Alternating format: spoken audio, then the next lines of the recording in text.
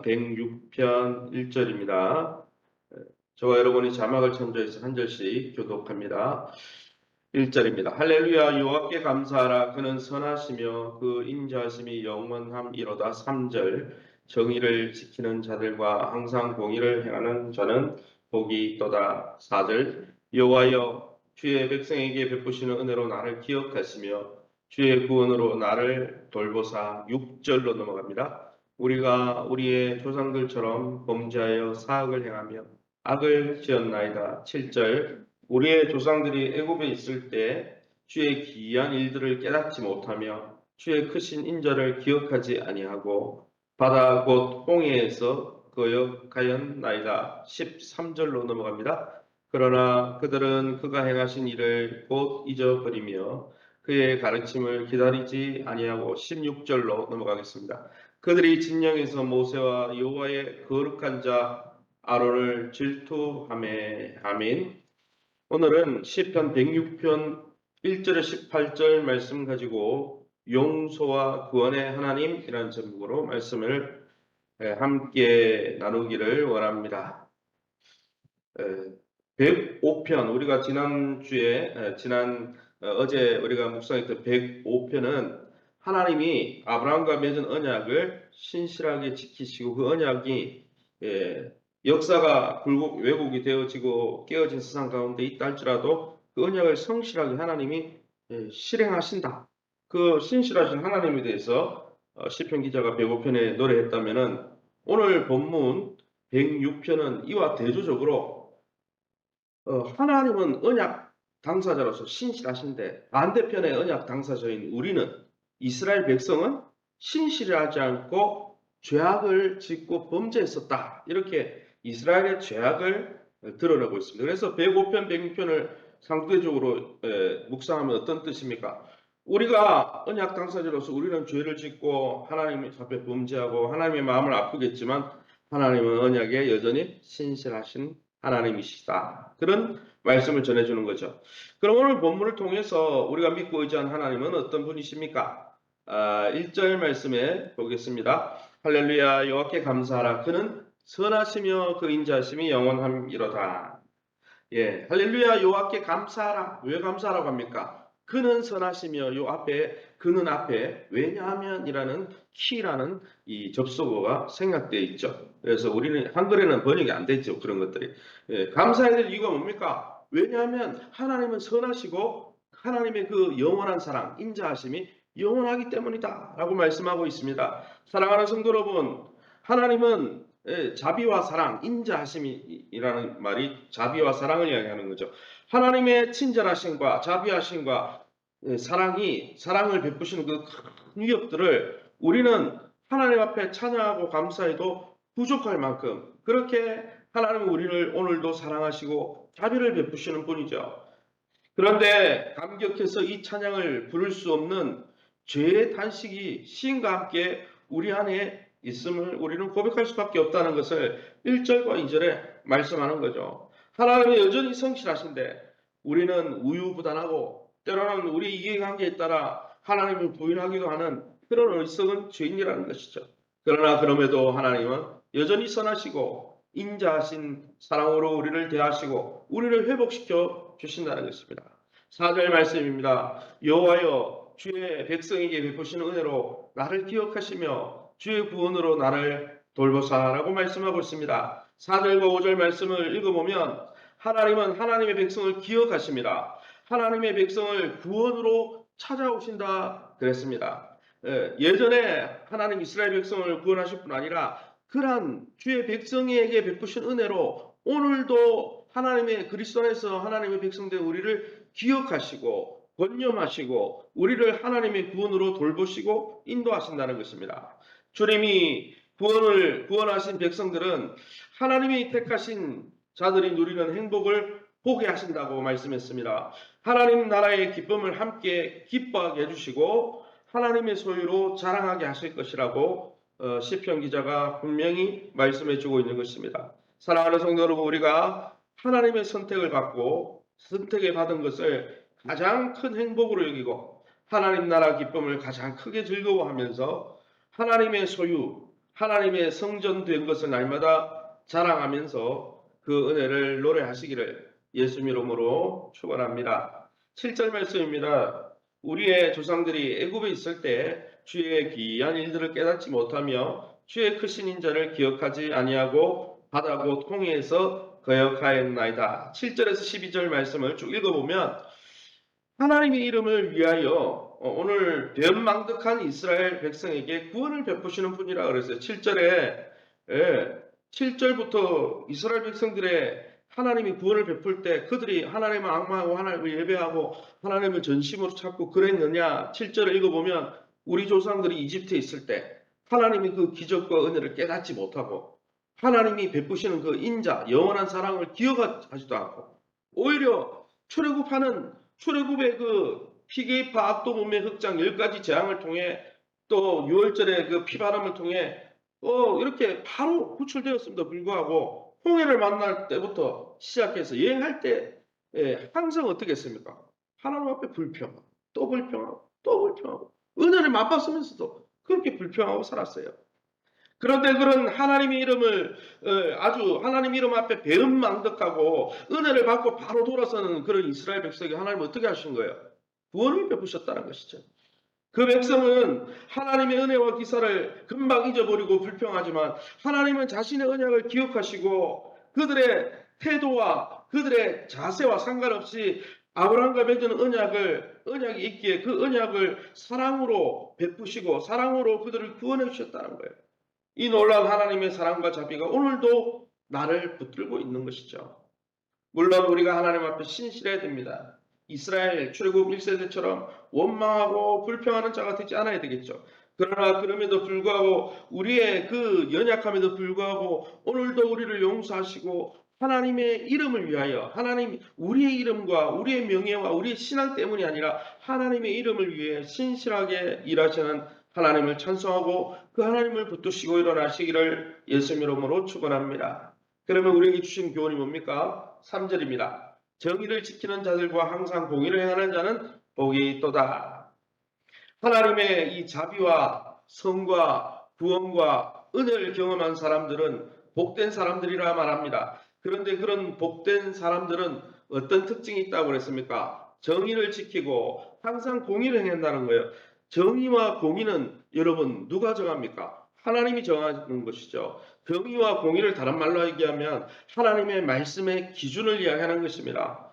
여러분 사랑과 정의에 하나님을 믿고 하나님의 긍휼을 믿고 하나님의 선하심을 믿는 사람들은 하나님의 말씀의 지배를 기뻐한다는 거죠. 하나님의 말씀을 따라 행한다는 거죠. 왜냐하면 진짜 행복이 하나님께 있다는 것을 알기 때문에 그 하나님의 통치 앞에 정의와 공의를 쫓아 하나님을 쫓아간다는 것이죠. 사랑하는 성도 여러분, 우리의 행복은 어디에서 온다고 우리는 생각하고 착각하고 있습니다.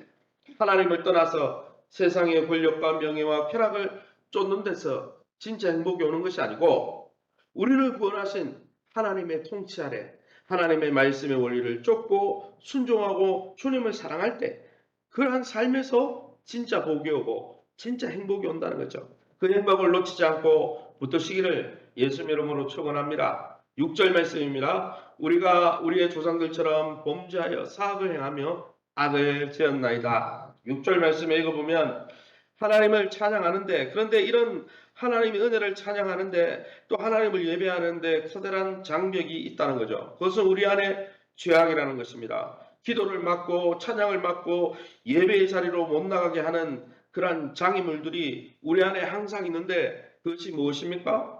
그것은 바로 세상의 환경이 아니라 또 우리 주변의 환경이 아니라 내 안에 있는 하나님을 거부하고 여전히 내가 내 삶의 주인이 되고자 하는 그 죄악을 토설하고 자복하고 회개하고 용서를 구할 때 우리는 예배의 기쁨을 회복할 수 있다는 것이죠. 그러기에 여러분 6절 말씀에 4절에 하나님 나를 기억하시고 주님 오늘 이 시간도 주의 구원으로 나를 돌보십시오. 그렇게 간구하고 하나님의 은혜를 삼하는 사람들은 어떤 특징이 있습니까?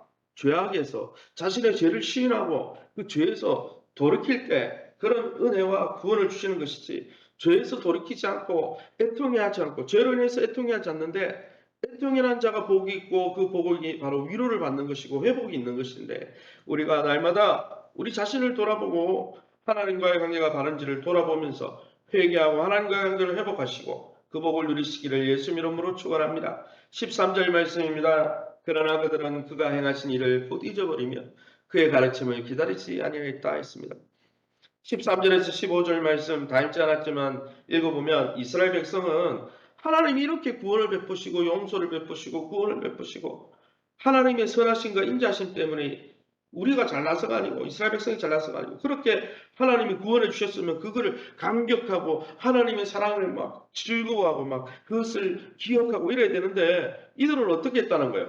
그가 행하신 일을 곧 잊어버렸다는 거예요. 하나님의 베푸신 만나온 메추라기를 먹고 그 자리에서 얼마 안 있다가 불평하고 홍해를 건너놓고 얼마 안 있다가 물 때문에 불평하고 하나님이 기적을 봤으면은 지금 상황이 어려워도 하나님이 과거에 이런 기적을 행하셨으면 오늘도 기적을 행하셔서 나를 구원할 거야. 좀 어려워도 감사하고 그 하나님을 믿고 신뢰하고 이래야 되지 않겠습니까? 사람이 인지상정이라고 뭡니까? 은혜를 받았으면 그렇게 해야 되는 거 아니에요.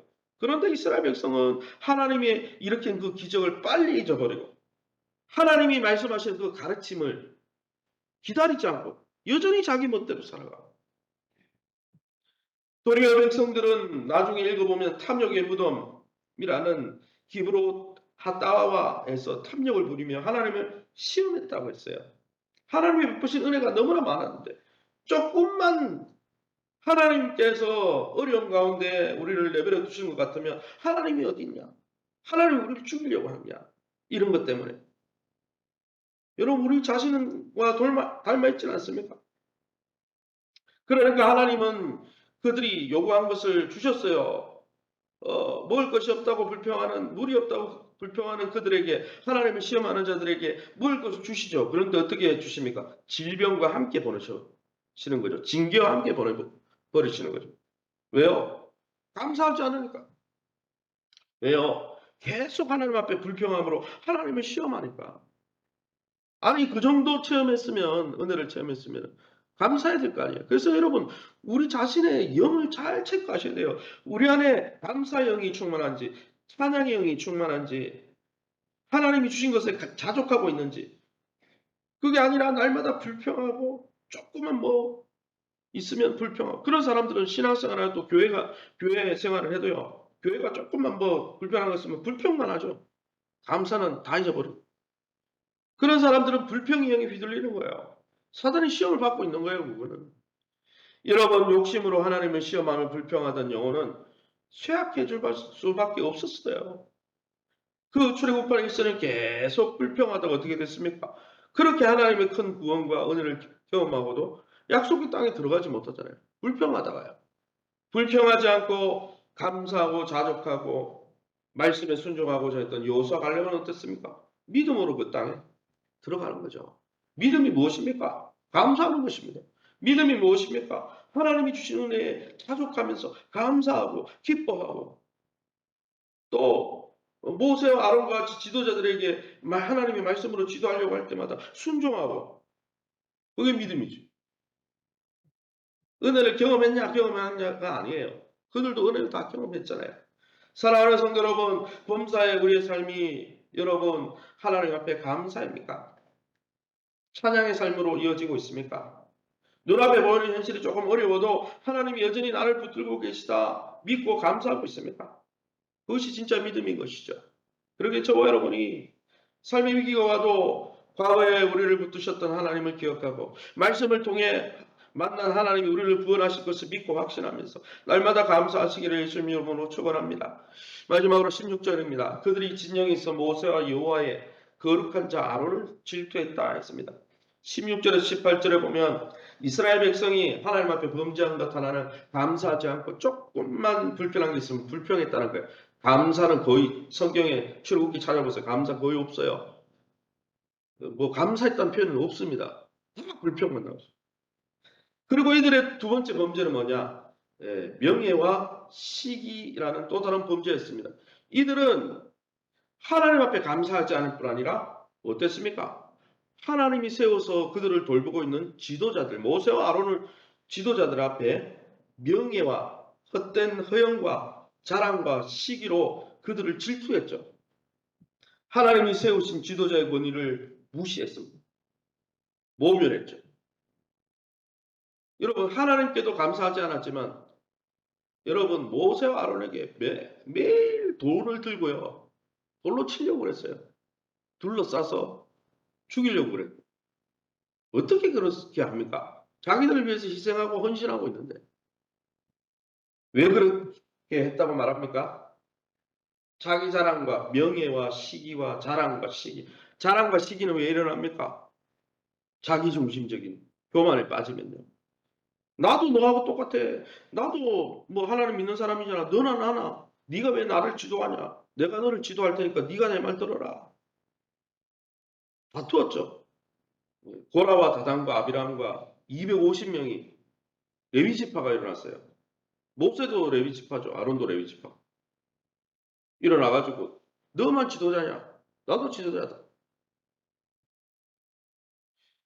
빌립보서에도 나오죠. 빌립보서에 읽어보면 예수의 마음을 품으라 돼. 예수의 마음은 겸손의 마음이고 겸손의 마음을 갖고 있는 사람은 하나 되려고 지도자를 존중해주고 교회의 질서를 존중하고 하나 되려고 그러고 반대로 시기와 질투와 다툼의 영이 있는 사람들은요. 내가 왜 다툼의 영이 일어나고 왜 시기의 영이 일어나고 왜 질투의 영이 일어납니까? 내가 아직 주인이니까. 내가 살아있으니까. 맞출 수가 없는 거죠. 그러나 예수의 마음은 뭡니까? 같이 동등된 하나님이지만 아버지께서 십자가 지라고 하실 때 예수님이 어떻게 했어요? 자기를 비워서 십자가 지기까지 성자 하나님도 성부 하나님과고 쌤쌤 아니에요. 동격이잖아요.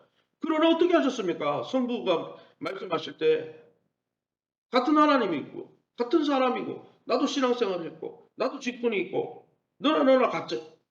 그러나 하나님이 성부 하나님을 리더십이 있잖아요. 하나님의 공동체에 있어서.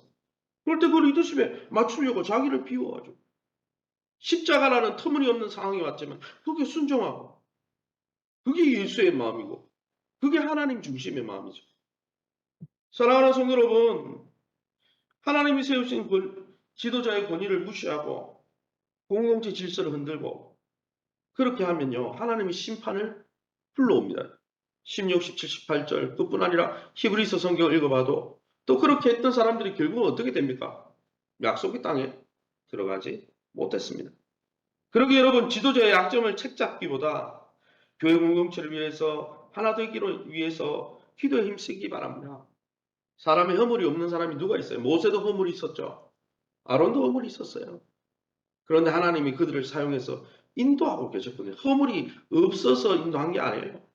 모세도 뭐 자기의 십보라 아내가 있었지만 또 다른 뭡니까? 흑인 여성을 맞아들여가지고 그죠? 욕을 먹고. 그런데 하나님이 그렇게 인도하셨잖아요. 그 시대의 문화는 그거였기 때문에 우리가 다 알지 못하지만은 막 아들을 2명 모신 게 잘했다는 게 아니에요. 그러나 제가 거기에서 볼 때, 민수기에서 볼 때는 뭐냐면 모세도 실수가 많았다는 거예요. 모세도 허점이 있었다는 거예요. 그런데 하나님이 그를 지도자로 사용했다는 거죠. 그렇다면 여러분 인간 지도자가 다 허물이 있잖아요. 그럴 때 여러분 왜 허물이 있냐? 너나 나나 똑같고 내가 지도자겠다. 이렇게 자기를 높이는 사람들은요. 1세대 출애굽한 1세대 불평하다가 뭡니까? 광야에서 멸망당한 그 세대나 뭐가 다릅니까? 자기를 높이는 마음이잖아요. 교만한 마음이거든요. 분량을 넘어서 믿음의 분수를 넘어서 믿음의 분량대로 섬기라고 고린도전서에 나오는데 그걸 다 뛰어넘는 거는요.